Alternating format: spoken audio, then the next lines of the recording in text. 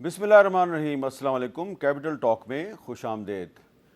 خیبر پختونخوا کے وزیر اعلیٰ علی مین گنڈاپور کی جو تقریر ہے اس نے ہلچل نہیں مچائی بلکہ طوفان برپا کر دیا، کیونکہ کل انہوں نے جو اسلام آباد میں تحریک انصاف کے جلسے میں تقریر کی ہے اس تقریر میں انہوں نے بیک وقت حکومت، فوج اور میڈیا اور اس کے علاوہ بہت سی دیگر شخصیات جو ہیں ان کو ٹارگٹ کیا ہے، الزامات لگائے ہیں، بہت بڑے بڑے دعوے کر دیے ہیں، اور یہ بھی دعویٰ کر دیا جی کہ وہ 2 ہفتے کے اندر اگر عمران خان صاحب کو رہا نہ کیا گیا تو وہ خود عمران خان صاحب کو جیل سے چھڑا لیں گے۔ کیسے چھڑا لیں گے؟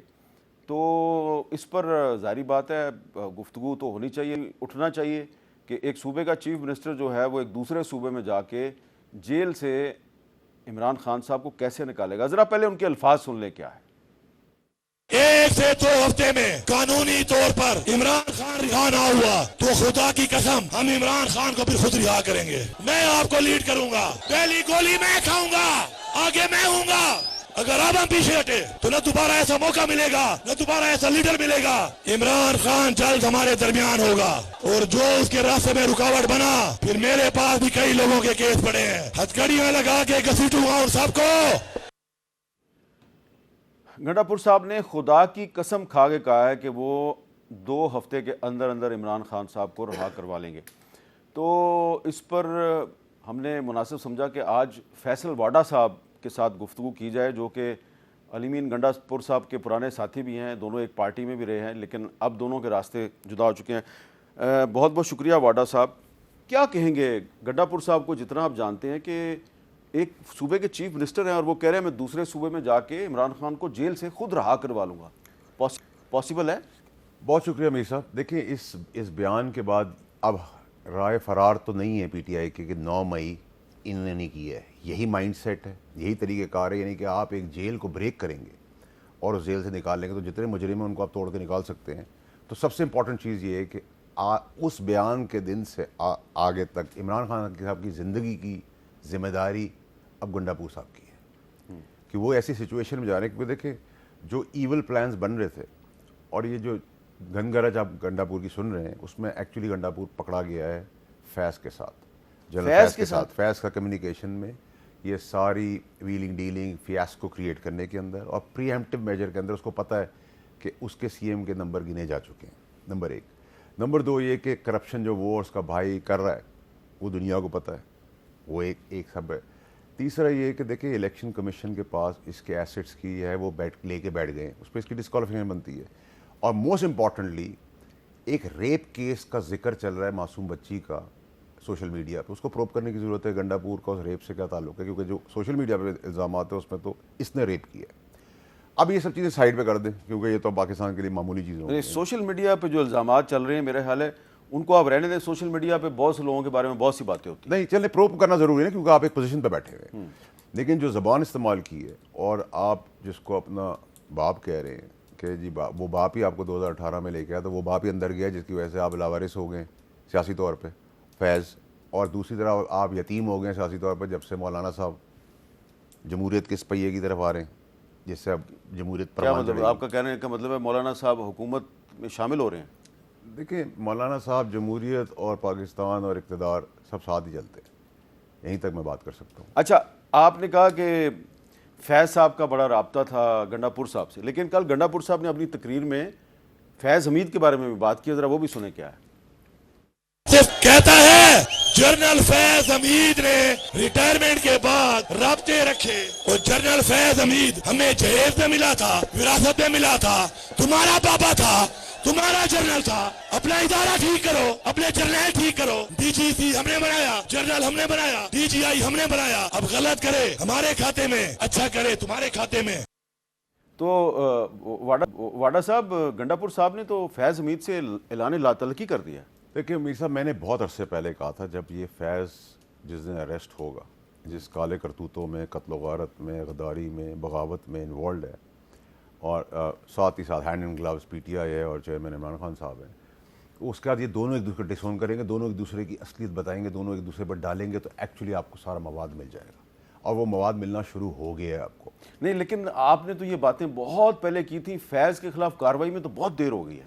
میرے حساب سے دیر ہے درست ہے, بہت دیر تو ضرور ہوئی, 100% میں آپ کی بات کو انڈورس کرتا ہوں, لیکن درست ہے کیونکہ جس طریقہ کار ہے فوج کا اس کے اندر یوزلی تو ایس آئی بی ایسے لیول کو چیک کرتی ہے, انویسٹیگیٹ کرتی ہے, اسپیشل انویسٹیگیشن برانچ جو آج بھی لیفٹنٹ جنرل گھر کے بعد گزر جائے تو بڑی پریشانی میں آتی ہے. تو مے بی ان کے پاس اس وہ طریقہ کار ہو جس کے تحت they want to be 100% sure, and I think they are sure about a lot of things. لیکن جو گنڈا پور صاحب نے کہا ہے کہ فیض جو ہے اس کو ڈی جی سی جو ہے وہ تو 2017 میں بنایا گیا تھا, مجھے یاد ہے اس وقت نواز شریف صاحب کی حکومت تھی اور بنانے والے تھے قمر جاوید باجوہ صاحب جن کو نواز شریف صاحب نے آرمی چیف بنایا تھا. تو یقیناً اس کے بعد مسلم لیگ نون کو شکایتیں بھی تھیں باجوہ صاحب سے اور فیض صاحب سے, لیکن کیا فیض نے جو کچھ بھی کیا اس کی ذمہ داری آپ تحریک انصاف پر ڈال سکتے ہیں؟ سر تحریک دیکھیں آج تک ڈی جی ایس آئی کی اپنی کرسی بڑی پاورفل ہوتی ہے, ٹھیک ہے جی, لیکن اتنا ایول پاورفل ہو جائے کہ مانسٹر بن جائے فیض حمید کی طرح, وہ کیوں پاسبل ہوا ہے؟ کیونکہ چیف ایگزیکٹو جو ملک کا وزیر اعظم ہے وہ اس کے ساتھ نتھی ہو گیا, تو وہ ڈبل پاورفل ہو کے مانسٹر بن گیا. ادھر سے وہ آپ باجوہ صاحب کو یہ کریڈٹ دیں گے کہ انہوں نے اس کو آگے پروان چڑھنے دیا اور ڈیفیٹ کیا اس انگیجمنٹ کو بائے ورچو کہ انہوں نے اس کو جانے دیا اور دوسرا ڈی جی ایس آئی لگا دیا. اب سوال یہ ہے میر صاحب کہ ہمارا سوال یہ ہونا چاہیے کہ کیا اس فیاسکو میں ڈی جی ایس ہے ندیم انجم صاحب اور ڈی جی سی فیصل نصیر صاحب, نہ ڈی جی آئی ندیم انجم صاحب نہ فیصل نصیر صاحب ڈی جی سی جنرل صاحب جو ہیں دونوں چیف نہیں بن سکتے تھے, یہ تو کلیئر ہے. تو جب چیف نہیں بن سکتے تو وہ یہ ان کو کوئی فائدہ نہیں تھا, صرف چیف بن سکتا تھا فیض. ٹھیک ہے, سارا فیاسکو جو ہے جس کے اندر ارشد شریف کا قتل ہوا, جس کے اندر عمران خان صاحب پہ فائرنگ ہوئی, جس کے اوپر دھرنے شروع ہوئے, پہلا پشاور کے اندر کور کمانڈر ہاؤس کے آگے پی ٹی آئی نے احتجاج کیا رجسٹر, یہ ساروں کو اگر آپ کلب کر لیں اور مراد سعید کو کلب کر لیں تو آپ کو ایسا سالڈ کیس نہیں مل سکتا. لیکن آپ نے کل اے آر وائی کی ایک ٹرانسمیشن میں وسیم بدامی صاحب کے ساتھ آپ گفتگو کر رہے تھے, وہاں پہ تو آپ نے یہ کہا ہے کہ شاید ارشد شریف کے مرڈر کا خان صاحب کو نہیں پتا تھا, ان کو یہ پتا تھا کہ کچھ ہونے والا ہے بڑا, لیکن ان کو ارشد شریف کے مرڈر کا نہیں پتا تھا. دیکھیں میر صاحب دو اس کے اندر بھی پہلو ہیں. پہلا پہلو تو یہ ہے کہ دیکھیں جی جو میں بات کرتا ہوں نا وہ کسی وجوہات ایویڈنس اس کے اوپر بات کرتا ہوں, نمبر ایک. نمبر دو یہ ہے کہ دیکھیں عمران خان صاحب کو جتنا میں جانتا ہوں ان کو یہ تو 500% پتا تھا کہ پاکستان میں کچھ بہت بڑا ہونے جا رہا ہے. یہ اکتوبر 2022 ٹھیک ہے جی, نئے آرمی چیف کی اپوائنٹمنٹ سے تقریباً 1.5 مہینہ اس پہ تو میں 500% اتنا شور ہوں کہ آپ حامد میر صاحب ہیں. یہ پتا تھا ان کو کہ کچھ بڑا ہونے والا ہے. میری انالیسس کے آپ سے ان کو یہ نہیں پتا تھا کہ مرڈر ہوگا ارشد شریف, ٹھیک ہے, لیکن فیض کو پتا تھا, یا میں جو کہہ رہا ہوں انڈیکیٹ کر رہا ہوں, اور مراد کو تو اگست کے اندر ہی پتا تھا کہ جی کسی کو باہر ہائر کر لیا گیا اور باہر کے ملک میں یہ سب کچھ ہوگا. اس کی پریسر ہے, وہ بھی میں آپ سے شیئر کر لیتا ہوں, آپ کے پاس ہوگی آرکائیو میں. پرابلم سارا یہ ہے کہ مجھے کل انہوں نے بڑا کہا کہ آپ عمران خان کے سر پہ جھانکا, دل میں جھانکا, آپ نے بدامی صاحب نے مجھے کراس کوشچن کیا کہ آپ کو کیسے پتہ یہ تھا. میں نے کہا میں آپ کو پروف دے دیتا ہوں, میں آپ کو دے دیتا ہوں, آپ چلا دیں. میں بھی آپ کو دے دیتا ہوں کہ جو میں بات کر رہا ہوں کہ پروف آپ کے پاس ہے. میں کوئی بھی بات بغیر پروف کے نہیں کرتا میر صاحب, یہ میرا دستور ہے اپنی سیاست کا. میں الزام نہیں لگاتا اس طرح جب تک میں شور نہ ہوں, پروف کے ساتھ شور نہ ہوں, 500% کلیئر نہ ہو, اسٹریٹ ہیڈڈ نہ ہو کہ کیا کر رہا ہوں, میں کیا کرنے والا ہوں, میں ذمہ داری سے سارا کام کر رہا ہوں. میں تھریٹ کیوں بناؤں, میں کون سا بڑا لیڈر ہوں یا کون سا میری باپ دادا کی پولیٹیکل لیگیسی ہے. میں تھریٹ اس لیے بن گیا ہوں کہ میری پرواز نہیں روک پا رہے لوگ. تو کیا ثبوت ہے آپ کے پاس؟ میں میر صاحب آپ چلانے والے بن جائیں, کیا آپ پہلے بتا دو دیں. نہیں میں آپ کو بتا دیتا ہوں, میں آپ کو بتا دیتا ہوں کہ عمران خان صاحب اپنے منہ سے کہہ رہے ہیں کہ ایک میٹیکولس کیمپین ہے, یہ پروٹیسٹ ہونے جا رہا ہے, اس پروٹیسٹ کے بعد لانگ مارچ ہو رہا ہے. میں کوئی نی جگ ریئیکشن سے کام نہیں کروں گا. میں 30 اکتوبر یا سنڈے کے دن اناؤنس کروں گا. آپ کو پتہ ہے نا ہم عمران خان صاحب کی ویڈیو نہیں چلا سکتے, نہ تصویر. دیکھیں سر میرا کام ہے آپ کو چیز بھیج دینا. میں آپ کو کہہ رہا ہوں کہ اس میں آپ یہ تو قوم کو دکھائیں نا, قوم کو آپ یہ کیوں کہتے ہیں کہ ہمارے پاس پالیسی, کل اگر خدا نہ خواستہ کسی آدمی کا قتل ہونا ہے, اس کا قتل ہونا ہے, اور آپ کے پاس کوئی چیز پروف آ گئی تو آپ کہیں گے جی میں نہیں چلا سکتا. اچھا نہیں, ویسے یہ پیمرا نے تو ہمیں نہیں کہا, لیکن اچھا میں آپ کو بھیج دیتا ہوں. دیکھیں آپ اس کے اندر اتفاقاً جو کھیل ہے اس ثبوت کا, اس میں عمران خان صاحب کو جو میں کہہ رہا ہوں بار بار ہونا تھا کہ پاکستان میں کچھ ہوگا. جس ڈیٹ کو کہہ رہے ہیں سنڈے والا دن, اسی سنڈے کو 23 اکتوبر 2022 کو ارشد شریف کا قتل ہو جاتا ہے. یہ آپ سنیں میری بات. کیا کہہ رہے ہیں 23 اکتوبر کے دن یہ عمران خان صاحب کی نے گفتگو کی؟ نہیں, عمران خان صاحب نے 23 اکتوبر سے پہلے یہ گفتگو کی ہے اور انہوں نے کہا میں نی جگ ریئیکشن نہیں کروں گا, میں آنے والے دنوں میں 30 کو کروں گا یا سنڈے کو کروں گا اناؤنس اپنا لانگ مارچ. اتفاقاً وہ جس سنڈے کو ریفر کر رہے ہیں اسی سنڈے کے دن ارشد شریف کا قتل ہوا تھا. لیکن ساتھ ہی ساتھ آپ یہ پہلے کہہ چکے ہیں کہ عمران خان کو نہیں پتا تھا کہ ارشد شریف قتل ہوگا. یہ تو میں تو ابھی بھی یہ کہہ رہا ہوں کہ عمران خان کو یہ پتا تھا کچھ ہونا ہے. اچھا, آپ نے مجھے بھیج دیا؟ بھیج دیا سر, آپ کا آ گیا. اچھا, اب میں فوراً تو نہیں چلا سکتا, اس میں ٹیکنیکل پروسیس ہے, یہ میں کوشش کرتا ہوں جی چلا دوں. آڈیو شاید ہم چلا سکتے ہیں. کیوں نہیں چلا سکتے سر, آپ کو چلانا پڑے گا. نہیں میں کوشش کر لیتا ہوں بھائی جان, میں تو ڈیسیژن میکر نہیں ہوں نا. اچھا جی, اس سے پہلے یہ ہم کوشش کرتے ہیں جی یہ جو چیز بھیج رہے ہیں ہمیں فیصل واڈا صاحب, اس کو چلا دیں. لیکن یہ اکتوبر 2022 کی بات کریں, لیکن ستمبر 2022 میں جب ارشد شریف صاحب پاکستان میں نہیں تھے, کہیں باہر تھے, وہاں سے بیٹھ کے وہ وی لاگ کر رہے تھے, تو انہوں نے ایک وی لاگ میں اگلے آرمی چیف کے بارے میں بڑی اہم گفتگو کی تھی. وہ ایک چھوٹا سا کلپ ہے, پہلے ذرا وہ چلا دیں, پھر فیصل واڈا صاحب جو بھیج رہے ہیں اس کو بھی چلاتے ہیں. اور lieutenant general Asim Munir director general military intelligence بھی رہے ہیں, ڈائریکٹر جنرل ISI بھی رہے ہیں. اس کے بعد انہوں نے گجرانوالہ میں کور بھی کمانڈ کی اور آج کل کوارٹر ماسٹر جنرل کے طور پہ GHQ میں اپنی خدمات انجام دے رہے ہیں. انتہائی نفیس آدمی ہیں, شریف النفس آدمی ہیں اور حافظ قرآن بھی ہیں, اور جمہوریت پہ, جمہوری لیڈرشپ پہ اور سولین اتھارٹی پہ ان کا اعتماد بالکل ہے کہ یہ معاملات سولین لیڈرشپ کو ہی چلانے چاہیے. ایک بڑا بے داغ قسم کا ان کا کیریئر ہے, بہت سی ان کی کنٹریبیوشنز ہیں پاکستانی فوج کے لیے. یہ بہت ہی اہم کلپ اس لیے ہے کہ ارشد شریف صاحب جنرل عاصم منیر کو سپورٹ کر رہے تھے بطور آرمی چیف. انہوں نے کہا بے داغ کیریئر ہے ان کا. تو واڈا صاحب یہ تو ہے امپورٹنٹ. اب اس کے کچھ دنوں بعد جو واقعہ ہے, جو ابھی آپ نے چیز بھیجی, ذرا چلائیں جی کیا ہے واڈا صاحب, کیا کہہ رہے ہیں؟ اس سے سنو فیصلہ دے. دیکھیں, سب سے پہلے تو کبھی بھی کنفیوز نہیں کرنا چاہیے کہ وہ ہم لانگ مارچ میں کیا کرنے جا رہے ہیں, اور اس کو یہ جو آج ہو رہا ہے پروٹیسٹ, اس کو کنفیوز نہ کریں, کیونکہ اس کو اگر وہ دونوں کو کنفیوز کریں گے وہ بالکل اس کے مختلف ڈائنامکس جو ہم نے کرنی ہے وہ بڑی ہم نے پرٹیکولرلی پلان کیا ہوا ہے, اور وہ اس کے ساتھ کوئی نیٹ ریئیکشن کے اوپر وہ میں اناؤنس نہیں کرنے لگا. وہ اور کرنے لگا میں نے فیصلہ کیا ہوا ہے کہ اینڈ آف دا منتھ, تو یہ 30 تک یعنی کب تک, اپنے سنڈے تک ہمارے پاس ہے, اس کے قریب بھی اناؤنس کروں, لیکن ابھی میں ڈیٹ نہیں دے رہا. تو واڈا صاحب, اس میں عمران خان نے کہا ہے کہ میں 30 اکتوبر تک یا اس سے پہلے سنڈے تک اناؤنسمنٹ کروں گا. ٹھیک ہے سر, اب میں آپ کو میر صاحب اس کو تھوڑا ایکسپلین. ایک تو میر صاحب یہ کہ جو آپ نے چلایا ہے, آپ پورا پاکستان, پوری دنیا اس کا فورینزک کروائیں, کنفرم کرائے کہ اس میں کوئی رد و بدل کوئی چیز نہیں. آپ انویسٹیگیٹو یہ گفتگو خان صاحب نے کہاں پہ کیا ہے؟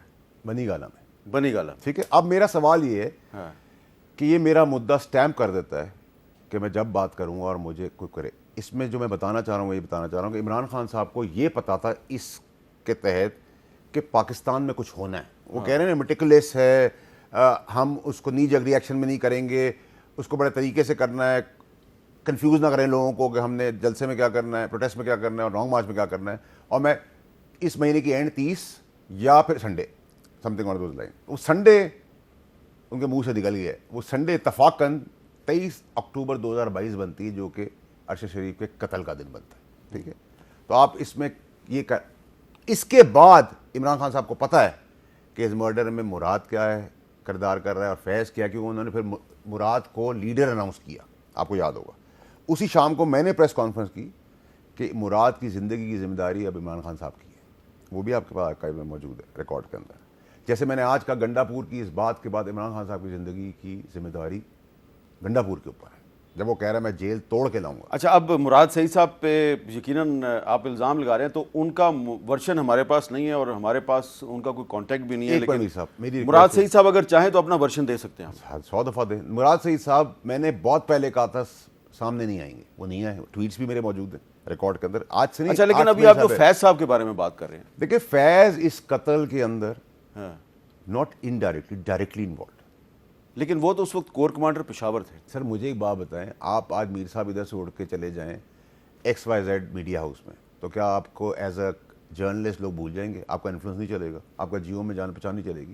ایسے نہیں ہوتا نا. ٹھیک ہے. اگر ہم نے کسی کو برش اسائڈ کرنا ہے, بچانا ہے, تو پھر تو ہر کوئی بھی چیز ممکن ہے. تو یہ جو آپ اتنی ساری باتیں کر رہے ہیں, آج بھی کر رہے ہیں, پہلے بھی کرتے پہلے بھی کر رہا ہوں, میں 2 سال سے کر رہا ہوں, 2.5 سال سے کر رہا ہوں, کیونکہ میرا ماننا ہے کہ یہ شہید کا خون ہے. اس شہید کا خون نے پاکستان کو بچایا ہے. پہلا پلان لانگ مارچ فیل ہوا, دھرنا فیل ہوا, اس کا ارشد شریف کا قتل ہوا جس میں عمران خان صاحب نہیں گئے نماز جنازہ پہ. اس کے بعد پھر ایونچولی میں نے عمران خان صاحب کو بھی کہا تھا کہ فائرنگ ہوگی آپ کے اوپر. اس فائرنگ کا ہی فائدہ کس کو ہو سکتا تھا؟ جنرل ندیم انجم صاحب چیف پھر نہیں بن سکتے تھے, فیصل نصیر صاحب جنرل صاحب جو ہیں DGC وہ نہیں بن سکتے تھے. اس کا فائدہ کس کو ہونا تھا؟ اس کیوس کے اندر واپس ہوئی رجیم میں آیا تھا, مارشل لا لگ جانا تھا. ٹھیک ہے, تو اس سارے اٹیمپٹ کا فائدہ فیض کو تھا, اور فیض سے فائدہ کس کو تھا؟ عمران خان کو تھا. عمران خان صاحب نے اس اقدام کے بعد جب ان کو پتہ چل گیا کہ ارشد شریف والا کام ہوا ہے, تو انہوں نے مراد کو پروٹیکٹ کرنے کی کوشش کی اور فیض کو پروٹیکٹ کرنے کی کوشش کی. اور فیض پوری پارٹی چلا رہا تھا, فیض پورا فیسکو چلا رہا تھا, آج بھی چلا رہا تھا, کیونکہ ایک دماغ میں پچھلے 7 سال سے خان صاحب کہتے تھے کہ جب میرا ٹرم اگر آئے گا, اور وزیر اعظم اتنا اسٹرانگ ہوتا ہے کہ وہ ایک سویلین DGI سے بھی لگا سکتا ہے. اور پھر ایک ٹرمنالوجی ہماری گورنمنٹ میں نکلی تھی جس کے اندر ہم نے ایک ٹرم میں بھول رہا ہوں, جس کے اندر ہم نے کہا تھا کہ ہم ایسا کنسورشیم بنا دیں گے جس کا ہیڈ ان کو بنا دیں گے, اور اس کے انڈر میں ساری ایجنسیز آ جائیں گی. وہ ٹرم میں بھول رہا ہوں. تو یہ سب چیز ریکارڈ کا حصہ ہے. نہیں, لیکن جب ارشد شریف پاکستان سے چلے گئے, ارشد شریف کا پاکستان سے جانا کیا؟ میرے پاس ارشد شریف کا جانے کے بعد کے سارے واٹس ایپ ہیں. آپ کے ساتھ کمیونیکیشن میری کمیونیکیشن تھی. میں آپ کو بتا سکتا ہوں کہ ارشد شریف نے جو مجھے لیٹر بھیجا کہ میں بھاگا نہیں ہوں FIRs کی وجہ سے, میں بھاگا ہوں اس کی وجہ سے جو KP کی گورنمنٹ نے اس کو کہا کہ تمہارے ساتھ یہی ہوگا, میں وہ بھی آپ سے شیئر کر سکتا ہوں. اچھا, نہیں وہ تو مجھے بھی پتہ ہے. ٹھیک ہے, لیکن دبئی سے ارشد شریف کو کس نے فورس کیا کہ آپ دبئی سے چلے جائیں؟ میں آپ کو بتاتا ہوں. فیض کا نامنی تھا, فیض نے اپوائنٹ کیا, جنرل فیض نے DGI سے ایک اپوائنٹ کیا تھا بندہ ستی نام کا, ستی ارسلان ستی, if I'm not wrong. ٹھیک ہے, میں سمجھتا ہوں اس کی ٹاسکنگ ارشد شریف کو دبئی سے نکالنے کی تھی. اس کو بھی فائنل سٹیج نہیں پتا ہوگی, یہ میری ازمپشن ہے جتنا میں جانتا ہوں ان سب کو, کیونکہ میں 4 کی کور کمیٹی کا حصہ تھا. خان صاحب کے کو اگر پتا ہوتا ارشد شریف کا قتل ہونا ہے تو ہم 2-3 میں سے ایک کو ضرور پتا ہوتا. ٹھیک ہے, وہ خان صاحب پیٹ میں ہی رکھتے. ٹھیک ہے, اور پھر اس میں 2 خواتین کا کردار بھی ہے. ٹھیک ہے, تو ابھی بہت ساری چیزیں کھلیں گی, یہ اتنا آسان قتل نہیں ہے. ٹھیک ہے, پرابلم یہ میر صاحب کہ ہمارے لیے امپورٹنٹ یہ ہے کہ یہ سارا فیاسکو کیوں ہوا, اس کا فائدہ کس کو ہونا تھا, اور اس میں کون کون مارے گئے. ایک بے گناہ انوسنٹ آدمی ارشد شریف صاحب مارے گئے. ٹھیک ہے, ان کا بیرہ میں قتل کیا, دوستی میں قتل کروایا. ٹھیک ہے, اور مجھے بتائیں جس دن مراسد پکڑا گیا, سامنے آ گیا, عمران خان صاحب اور فیض کی جان اٹکی ہوئی اس طوطے میں. یہ طوطا جب مل گیا ان کی جان اٹک جائے گی دونوں کی. تو دونوں لیکن کچھ فیڈرل منسٹر صاحبان کہہ رہے ہیں کہ جنرل فیض صاحب کے وعدہ معاف گواہ بننے کے بڑے امکانات ہیں. تو سر میں آپ کو بڑا کیٹیگوریکلی کلیئر کر دوں, ہاں, وعدہ معاف گواہ بن جائیں, وہ سب کو لکھ کے دیں جو وہ دیں گے. ٹھیک ہے, SIB سے آپ باہر نہیں نکل سکتے, لیکن کورٹ مارشل نہیں ہوگا. فیض حمید صاحب, کورٹ مارشل کے ساتھ ساتھ سزا ہوگی. یہ میری کنوکشن ہے, یہ میری فیتھ لائن ہے. وعدہ معاف گواہ نہیں بنیں گے. معافی نہیں ہے یہ, معافی اب مجھے نہیں پتا غداری کی سزا کیا ہے, بغاوت کی سزا کیا ہے. لیکن وہ سزا تو ہوگی نا, وہ ٹاپ سٹی کیس میں جو کرپشن کی ہے. سر یہ تو آپ کہہ رہے ہیں نا, ہاں, یہ تو ابھی تک وہ چیز کلیئر ہو گئی ہے, یہ چیزیں چل تو رہی ہیں نا, ابھی یہ ختم تو نہیں ہوئی. یہ اگر یہ بھی ساتھ میں فائنلائز ہو گئی, اور بھی بہت ساری چیزیں چل رہی ہیں. اچھا, تو ذرا تھوڑا سا آپ یہ بھی تو بتا دینا کہ جب آپ فیڈرل منسٹر تھے تو فیض صاحب آپ کی منسٹری میں مداخلت کرتے تھے؟ دیکھیں سر, میرا پہلا میچ ہی وہیں سے پڑا جب وہ DGI سے تھے, اور انہوں نے کسی کو اٹھا لیا تھا, اور میں نے ان کو دفتر میں جا کے کہا تھا کہ سر میرا بندہ واپس کر دے, میری تو کوئی حیثیت نہیں رہے گی. میں نے اسی طرح سر کر کے بات کی, تو انہوں نے مجھے کہا واڈا اسٹے آؤٹ آف اٹ, جیسے آپ کوئی حقیر فقیر نکل جائے. تو میں نے کہا کہ سر جس کو اٹھایا تھا وہ کوئی چھوڑیں سر, وہ میں اس ڈیٹیل میں نہیں جانتا تھا, کوئی کانٹریکٹ کا چکر تھا, وہ ایماندار آدمی تھا. تو میں نے ان کو ایسے DGI ایسا ان یونیفارم کہا تھا کہ سر میں اب جا کے پریس کانفرنس کروں گا آپ کے خلاف. تو میری شکل دیکھ رہا تھا کیونکہ میں لاڈلا تھا پرائم منسٹر کا. میں وہاں سے گیا پرائم منسٹر ہاؤس نے مجھے کہا, میں نے سر کو کہا پرائم منسٹر صاحب کو کہ سر میں یہ کرنے جا رہا ہوں, یہ ہوا. اس نے کہا کیا ہو گیا تمہیں؟ ٹھیک ہے میں بات کرتا ہوں. انہوں نے بات کی, انہوں نے کہا جو بھی تمہارا مسئلہ ہے جلدی میں تھے وہ میں دیکھ لوں گا, ابھی اس کا بندہ دے دو. 1.5-2 گھنٹے بعد بندہ آ گیا. وہ پہلا میچ ڈلا. دوسرا میچ ڈلا جب میں نے جا کے D G I S I اس وقت کے جو تھے جنرل عاصم منیر صاحب, ان کو بتایا کہ آپ یہ کام نہ کریں, آپ کی فیلڈنگ لگ گئی ہے. انہوں نے مجھے کہا تم مجھے کہہ رہے ہو کہ میں ملک کے ساتھ بےایمانی کروں.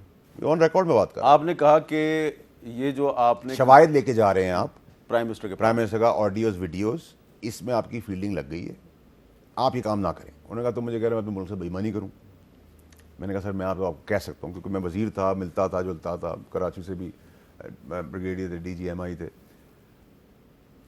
تو جب یہ چیز ہو گئی تو جس دن وہ سیک ہو گئے تو میں نے ان سے کہا کہ سر میں نے آپ سے کہا تھا. انہوں نے کہا تم اللہ پہ چھوڑ دو. میں چپ ہو گیا. تو ہر دنیاوی کوشش تو یہ تھی کہ یہ چیف نہ اور یہ چیف بن جائیں, اور اس چیف کے بعد پھر وہ بن جائیں, پھر پریزیڈینشیل فارم آف گورنمنٹ آ جائے. تو ایک کھیل کھیلتا ہے مین پرپوز گاڈ ڈسپوزز, ایک کھیل کھیلتے ہیں آپ اور میں, اور ایک اللہ کھیل کھیلتا ہے.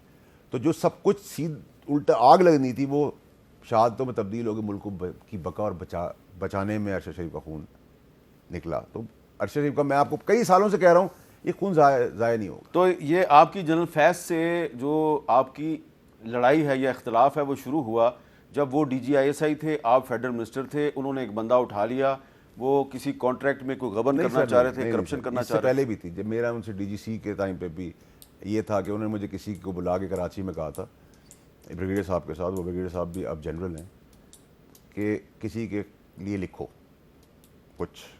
میں نے کہا میں نہیں لکھ سکتا, اگر مجھے پتا ہوگا تو میں لکھ دوں گا کسی اپنے کمپٹیشن کے اندر. تو میں نہیں لکھا تھا اس وقت بھی, مجھے 5 گھنٹے میں ان کے. تو فیض صاحب کی وجہ سے پھر آپ کے عمران خان صاحب سے بھی اختلافات ہو گئے؟ نہیں سر, پھر میں ان کی فیض حمید کی مہربانی اور فرمائشوں سے میں ڈسکوالیفائی ہوا, 2 دفعہ ہوا ماشاء اللہ سے. آپ کو ڈسکوالیفائی فیض نے کروایا؟ یہ بھی مجھے ارشد شریف ہمیشہ کہتا تھا وہاں معاملہ ٹھیک کرو جہاں تمہارے خراب ہوئے ہیں. اچھا, یہ تو مجھے بھی ذاتی طور پر پتا ہے کہ فیض حمید صاحب کی اور ارشد شریف صاحب کے بھی معاملات خراب تھے جب وہ ڈی جی سی تھے, پھر دوستی ہو گئی تھی. پھر دوستی ہو گئی تھی. اور دوستی کرانے والے کون تھے؟ ٹھیک ہے نا, تو کون تھے آپ کو پتہ ہوگا سر. ٹھیک ہے سر, دیکھیں میرا سوال یہ ہے کہ میں بڑا کلیئر ہوں کچھ چیزوں. دیکھیں باجوہ صاحب مجھ سے پوچھیں کہ جنرل عاصم منیر صاحب کو چیف بنانا چاہتے تھے, نہیں بنانا چاہتے تھے, میں بڑا کلیئر ہوں اس کے اندر. ٹھیک ہے جی. باجوہ صاحب کا کریڈٹ یہ ہے کہ باجوہ صاحب نے اس گٹھ جوڑ کو توڑا اور ایک ڈی جی آئی سے پرپوز کیا, ندیم انجم صاحب. سوال یہ کہ ندیم انجم صاحب کو چیف بن سکتے تھے, وہ بن نہیں سکتے تھے, ان کو فائدہ نہیں تھا. ڈی جی سی فیصل نصیر تھا, ان کو فائدہ نہیں تھا. بار بار ریپیٹ اس لیے کر رہا ہوں کہ فیاس جو دبئی میں جو آدمی گیا ارشد شریف کو کہنے, اس دن بھی میں ارشد شریف سے فون پہ بات کر رہا ہوں, اس کے 2 گواہ ہیں جو آپ کی برادری کے, جو صحیح پہ ٹھیک ہے. وہ مجھے بتا رہا ہے کہ مجھے کہہ رہے ہیں ابھی نکلو, 3-4 جگہیں دیں ایز چوائس اس کو بھیجنے کی, وہ اس نے مجھ سے شیئر کی. دوسری لائن پہ مراد سعید سے کنیکٹڈ تھا. ٹھیک ہے جی. اور جو فیض کا آدمی تھا اس نے بڑا کلیور, دیکھیں فیض ایک ایول جینیس تھا, ایک ڈی جی آئی سے آیا تھا جو بہت تگڑا ڈی جی آئی سے آیا تھا, پھر وہ سپر مانسٹر تب بن گیا جب پرائم منسٹر اس کو آشیرواد مل گئی تو اس نے سب کو سائڈ پہ کر دیا. ٹھیک ہے. تو اتنے بڑے, اگر وہ پازیٹیو چلتا تو شاید ملک کہیں سے ہو گیا نکل جاتا. لیکن فیض کی اگر آپ کرپشن کے کارنامے سنیں گے تو یہ تو آپ چھوٹی چھوٹی چیزیں بتا رہے ہیں, تو ایسے بتا رہے ہیں جیسے پانی کا ایک سپ لے لیے. چلیں اس پہ پھر میں پھر کسی وقت بات کر لوں گا. بہت بہت شکریہ. فیصل واڈا صاحب نے جو جنرل فیض صاحب کے اور آپ کے مرڈر کے حوالے سے جو باتیں کی ہیں, اس کا فیصلہ تو اب پاکستان کی کسی عدالت میں ہی ہو سکتا ہے, جہاں پہ فیصل واڈا صاحب کو بھی بلایا جائے اور مراد سعید صاحب کو بھی بلایا جائے, تو ہو سکتا ہے کہ کوئی نہ کوئی بات جو ہے وہ نکل ہی آئے. ایک میں وقفہ لوں گا اور وقفے کے بعد ہم تحریک انصاف کے سینئر رہنما جناب اسد قیصر صاحب سے بات کریں گے. وقفے کے بعد دوبارہ ملتے ہیں.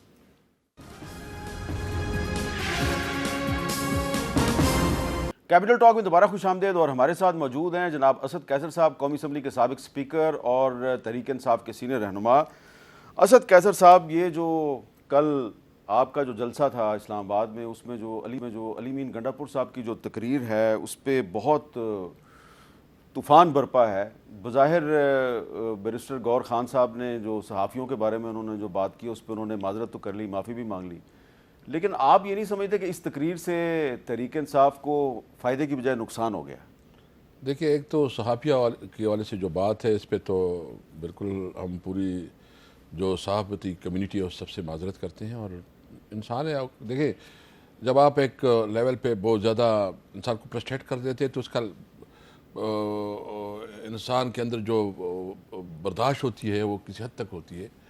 آپ کو پتہ ہے کہ یہ جو 2 دن پہلے یعنی میں آ رہا تھا موٹر وے پہ اور مجھے فون آیا کہ جی وہ تو جہاں کنٹینرز ہم نے رکھے تھے وہ سارا تو پولیس لے کے جا رہی ہے.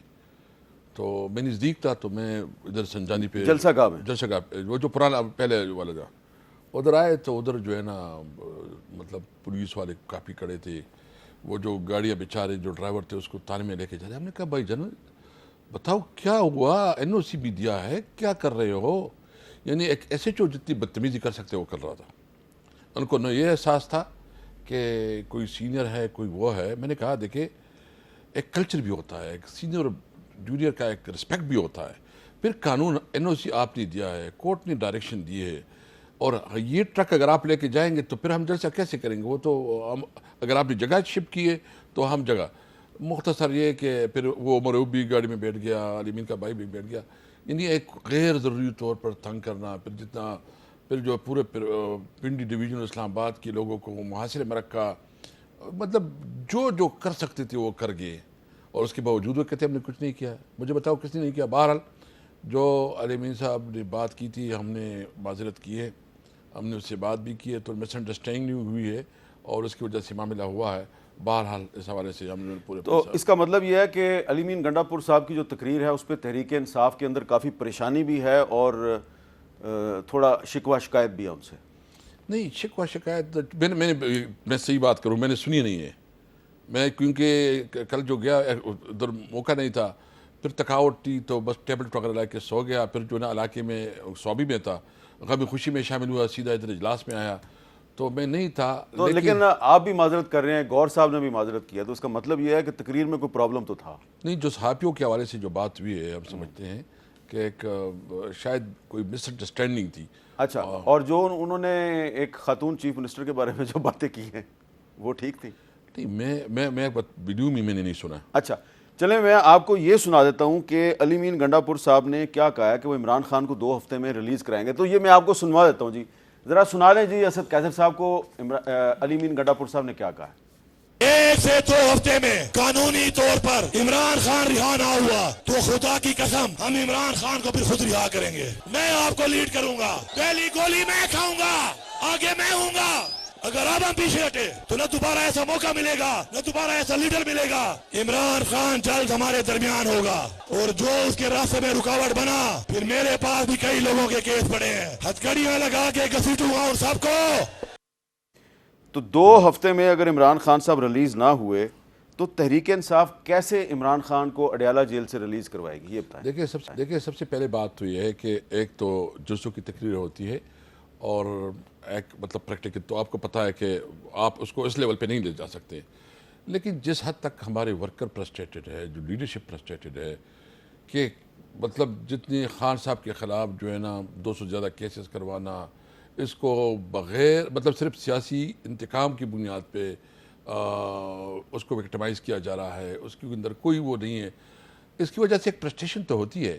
لیکن میں آپ کو بات کلیئر کیٹیگری کے لیے کہتا ہوں کہ ہماری ساری جدوجہد ہوگی وہ پیسفل ہوگی, وہ قانون اور آئین کے اندر ہوگی, اور ہم کسی طور پر اپنے قانونی اور آئینی جدوجہد سے پیچھے نہیں ہٹیں گے.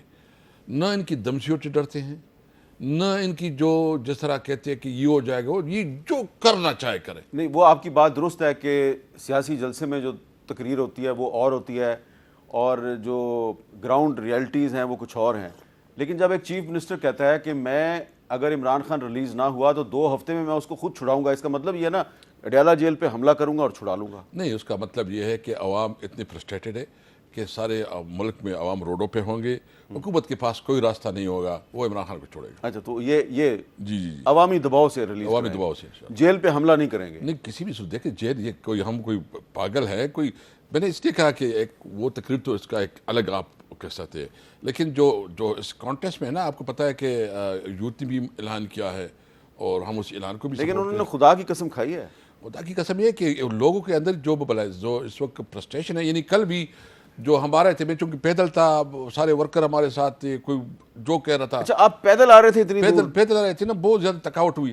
تو مجھے کہتے ہیں کہ جی اڈیالے چلتے ہیں، اور وہ کہتے تھے کہ بس ہم کسی بھی صورت میں وہ نہیں کریں گے. تو وہ تو ٹھیک ہے، اس کے جذبات تھی. ہم نے کہا نہیں، جب ٹائم آئے گا تو دیکھیں گے، کریں گے. لیکن یہ جو پریسٹیشن ہے، دیکھیں یہ حامد میر صاحب، آپ ایک سینئر صحافی ہے. آپ کو ہم آج سے کوئی 25-30 سال سے جب آپ مختلف اخبارات میں لکھتے تھے، اور آپ کی اس قسم کی ایکسپیرینس بہت ماشاءاللہ ٹھیک ہے. اور پہلی دفعہ میں عمران خان صاحب کے ہمراہ آپ کو ملا تھا جی نوشہرہ پریس کلب میں. وہ اس وقت مجھے یاد ہے بالکل، ادھر آپ کے ساتھ ملاقات ہوئی تھی. تو دیکھیں اس وقت جو پریسٹیشن ہے نا، وہ پہلے تو خیبر پختونخوا، بلوچستان اور سندھ میں تھی، لیکن اس وقت پنجاب میں جو پریسٹیشن میں دیکھ رہا ہوں نا، یہ ایکسٹریملی بہت خطرناک ہے. یعنی ایک تو یہ کہ جو صورتحال چل رہی ہے، یعنی ہم جیسے ماڈریٹ لوگ جو سمجھتے ہیں کہ معاملات کو افہام و تفہیم سے، سلیقے سے، طریقے سے چلائیں، ہمارے لیے بھی گنجائش کم ہوتی جا رہی ہے.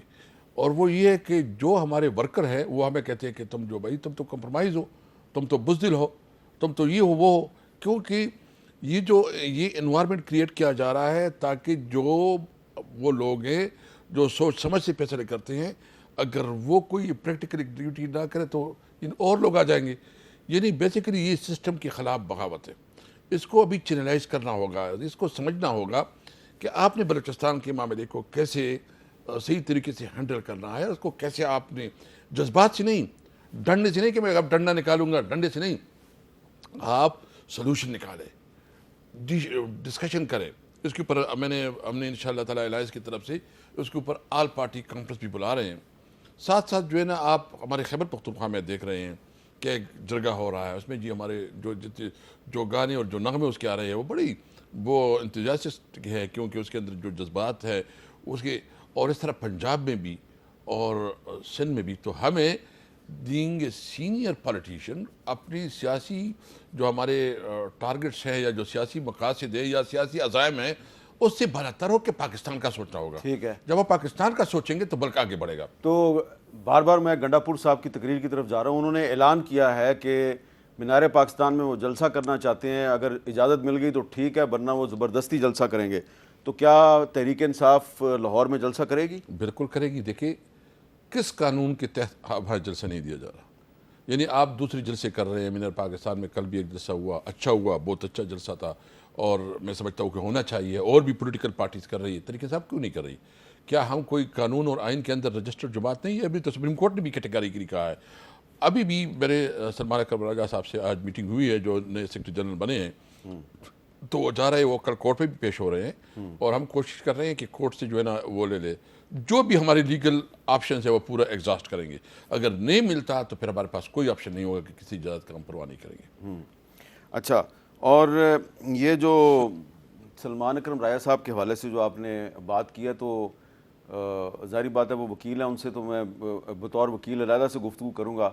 لیکن being member of the national assembly, کوئی آپ کو لگ رہا ہے کہ آنے والے دنوں میں کوئی نئی قانون سازی ہونے والی ہے اور اس سے آپ کو کافی نقصان ہوگا؟ ہاں، قانون سازی دیکھو ہمیں ایگزیکٹ پتہ نہیں ہے، مختلف قسم کی ڈسکشن ہو رہی ہے. لیکن ایک چیز ہے کہ ہمارے ایم این ایس کو جو ہے نا کے اوپر دباؤ بڑھایا جا رہا ہے. ٹیلی فونز آ رہے ہیں، دھمکیاں دی جا رہی ہے، لالچ دی جا رہی ہے، مختلف آفر سے. مجھے بتاؤ، یہ لیجسلیشن کر رہے ہیں، بدماشی کر رہے ہیں؟ اگر اس قسم کی لیجسلیشن چاہیے کہ آپ کے پاس نمبر بھی نہیں ہے اور آپ زبردستی بندوق کے زور پر، ڈنڈے کے زور سے جو ہے نا کسی کو، اور ہم نے آج اپنے ایم این ایس کو بھی کہہ دیا کہ اس میں کوئی معافی نہیں ہوگی، نہ سینیٹرز کی اور نہ جو کسی کی معافی نہیں ہوگی. اگر کسی نے کوئی غلطی بھی کہ بھائی دیکھو امتحانات ہے، مجھے امید ہے، اپنے ایم این ایس پہ بھی مجھے یقین ہے، مجھے اپنے سینیٹرز بھی یقین ہے کہ انشاءاللہ ان کی دھمکیوں اور ان کی اس میں نہیں آئے گی، کوئی اس پہ نہیں آئے گا. یہ کوشش کر رہے ہیں. اگر کسی نے غلطی کی تو شاید عوام میں جو ہے نا اس کو بڑا ریئیکشن پڑے گا. ہماری اسد کیسد صاحب سے گفتگو جاری ہے. ایک بریک لیتے ہیں، بریک کے بعد دوبارہ ملتے ہیں.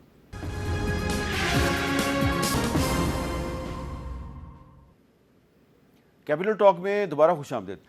اسد کیسد صاحب، آپ تحریک انصاف کے ان رہنماؤں میں سے ایک ہیں جن کا کافی عرصے سے مولانا فضل الرحمان کے ساتھ رابطہ ہے، آپ کی ملاقاتیں ہوتی ہیں اور پھر آپ کی کمیٹیاں بن گئیں. آج آپ کی پارٹی کی کمیٹی اور جے یو آئی کی کمیٹی ہے، اس کی ملاقات بھی ہوئی ہے. لیکن اب کچھ لوگوں کا خیال ہے کہ مولانا فضل الرحمان صاحب جو ہیں وہ شاید تحریک انصاف کی بجائے حکومت کے ساتھ ہاتھ ملانے میں زیادہ بہتری سمجھتے ہیں. ان کی اپنی مرضی ہے، اپنی پارٹی ہے، اپنی پارٹی کی پالیٹکس کو اس نے دیکھنا ہے. मैं समझता हूँ कि आज हमारी मीटिंग अच्छी मीटिंग रही है, क्योंकि मैं नहीं था, मैं सभी तो हमारे सलमान अकरम राजा साहब और बैरिस्टर गौहर साहब और कामरान मुर्तज़ा साहब ने आज डिस्कशन की है, और हमारी इंगेजमेंट है उसके साथ।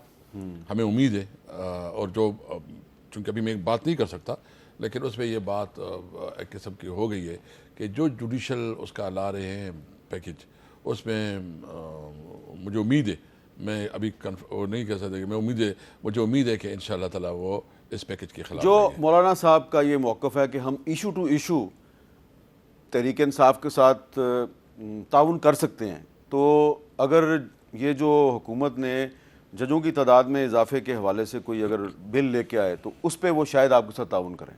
देखिए, मैं इसलिए कहता हूँ कि हमारी इंगेजमेंट है, हमारी मीटिंग आज हुई हैं, और मुझे उम्मीद है क्योंकि उनकी और हमारे नुकात बहुत मुश्तरकात हैं, और हम चाहते हैं कि जमीयत उलमा इस्लाम के साथ हम जो है ना अपना वर्किंग रिलेशन आगे बढ़ाएं। और इस वक्त ज़रूरत यह है कि जो स्टेट और जो इस वक्त हुकूमत जो फास्टेस्ट रवैया रख रही है, और जिस तरह बदमाशी और एक ड्रैकोनियस लाज ला रहे हैं, और जिस तरह ये रवैया रखे हुए हैं, अगर ये बल्कि जमहूरी क़ुव्वतें इकट्ठी नहीं हुई तो इस मुल्क का खुदा हाफिज़। तो मुल्क की जमहूरी क़ुव्वतों को इकट्ठा करने के लिए जो आपने एक प्लेटफॉर्म बनाया तहरीक तहफ़्फ़ुज़ आइन, उसके सरबराह महमूद खान अचकज़ई हैं, तो उन्होंने कल आपकी पार्टी का जो जलसा था संजानी में, वहाँ पे उन्होंने ख़िताब किया, लेकिन वहाँ पे तो उन्होंने बहुत सी बातें की। एक बात ये भी की कि आप अपनी पार्टी में नज़्म व ज़ब्त पैदा करें, और इस तरीके से इनकलाब नहीं आ सकता, क्योंकि आपकी पार्टी में जब आता है आदमी तो उसके कपड़े फट जाते हैं। नहीं, वो चूँकि कल मैंने पूछा अचकज़ई साहब को, बताया हमारे स्टेज में जो है ना जितनी होती है, यानी जलसा स्टेज पे होता है, और जिस तरह उसके वो चादर भी कहीं गुम हो गई, और फिर जो है ना हालात ऐसे थे, 25 मिनट में वो स्टेज तक चढ़ सका, उसकी सांस पूरी हुई थी, तो एक उसको हुआ था। और बिल्कुल बाकी पार्टी में, हमारी पार्टी में ये फ़र्क है कि हमारे पार्टी में थोड़ा हर एक लीडर है, लीडर्स बोल जाते हैं माशाअल्लाह ताला वो ज़्यादा लीडर है। बहरहाल हमारी ये फोकस है कि हम अपनी पार्टी को ज़्यादा से ज़्यादा ऑर्गेनाइज करें और डिसिप्लिन में लाएँ, और इसके बाद बिल्कुल बात सही है कि पार्टी में जब डिसिप्लिन होता है तो अपने टारगेट अचीव हो जाते हैं। अच्छा, आज एक प्रेस कॉन्फ्रेंस हुई, अताउल्लाह तारड़ साहब ने और अमीर मुकाम साहब ने एक प्रेस कॉन्फ्रेंस की, उसमें आपका भी जिक्र आ गया। अमीर मुकाम साहब का ताल्लुक आपके सूबे से है। मैंने कहा ज़रा पूछ लेते हैं असद कैसर साहब से, अमीर मुकाम साहब क्या कह रहे हैं, ज़रा सुनो। असद कैसर साहब की बात करोगे, उसके तो सूबाई असम्बली का टिकट तक ही नहीं दिया, यहाँ भेज दिया, उसके भाई को स्पीकर नामजद किया और सुबह वापस ले लिया, दूसरे की बात करते हैं। तो इस तरह मैं ये उनको पता है, मगर इसमें तो इस तरह डिसिप्लिन और पार्टी और इस तरह कोई चीज़ है नहीं। एक वन मैन शो है, जिसकी मर्जी है, जिसको एक दिन चाहता है तो रख देते हैं और दूसरे दिन फारिग कर देते हैं, निकालता है। तो ये अमीर मुकाम साहब ने जो बातें की हैं, ये इस पर कोई आप रिस्पॉन्ड करेंगे? जी बिल्कुल, ये बिल्कुल गलत बोल रहे हैं। मुझे मेरे पास ऑप्शन था कि मैं सूबाई लड़ूँ या को भी लड़ूँ, और मुझे खान साहब ने कोई नहीं कहता कि आप वो न लड़े। मैंने सोचा कि मैं नेशनल में मैं समझता हूँ कि मैं अपना रोल प्ले करूँ, और ख़ासकर लेजिस्लेशन में, और जो हमारे सूबे की और इलाके की महरूमा में उसकी बात करूँ। और मेरा भाई चूँकि आपको पता है कि वो कौमी असम्बली का मेंबर भी रहा है और फिर सूबाई असम्बली का मेंबर रहा है, तो हमने एक म्यूचुअल अंडरस्टैंडिंग से वो उसको जो है ना सूबे में रखा, और मुझे कौमी असम्बली में जो है ना सीट मिली है। तो ये मैंने अपनी मर्जी से की, किसी ने मुझे न इनकार किया है, न किसी ने मुझे कहा कि आप ये ना करो। और मैंने इसलिए दोनों सीट इकट्ठी नहीं की कि हर दफ़ा मैं दोनों सीटें जीत जाता हूँ तो ज़िमनी इंतखाबात जो है ना एक्स्ट्रा एक ख़र्चा भी हो जाता है, कि इम्तिहान भी हो जाता है। तो मैंने कहा इस दफ़ा हम ज़िमनी इंतखाबात नहीं करते, बस ये डायरेक्ट जो भी होगा। तो आज कौमी असम्बली में आपकी अमीर मुकाम साहब से मुलाकात तो हुई ना? वैसे उसने बिल्कुल मुलाकात हुई है, तो उसने कहा कि ये जो बात की, उसने मुझे ये बात बताया। तो मैंने कहा कि आप तो मेरी बात करते हो, तुम समझो, तुम मुझे बताओ, कोई तुम्हें सुनता है तो तुम्हें लिफ्ट देता है? उसने कहा बिल्कुल आप तो ठीक कर रहे हैं, मैं तो कोई लिफ्ट नहीं देता। आओ चले, आपने भी हिसाब बराबर कर दिया। अब अमीर मुकाम साहब आपके बारे में जो असद कैसर साहब कह रहे हैं, ये इसलिए कह रहे हैं कि पहले आपने इनके बारे में कुछ कहा है। बहरहाल मुझे दीजिए इजाज़त, अल्लाह हाफ़िज़।